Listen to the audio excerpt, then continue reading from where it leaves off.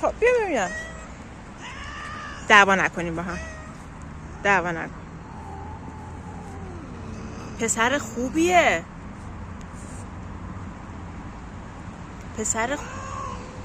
پسر خوبیه.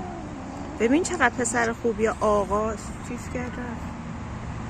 آخه بچم مجرد موند. توپولیه فقط یکم. میخواد خاموش غذا میخوره. یا کن چه پسری. پسر بریم خواستگاری. پسر چه بولی هم داره. این دوتا رو ببین کنه وحشی ها میچسبن به هم دیگه. ببین حاج آقا فکر نمی کنی خیلی خوردی؟ همین کارا رو میکنی هیچکی زنت نمیشه دیگه. بسه دیگه. 1 کیلو غذا خوش خوردی با 0.5 کیلو گوشت. بسه بابا.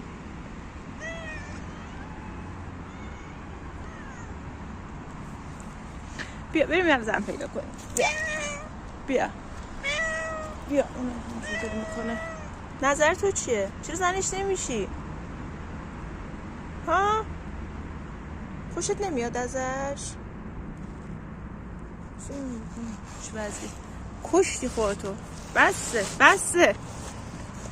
بسه ببین خیلی خوردی.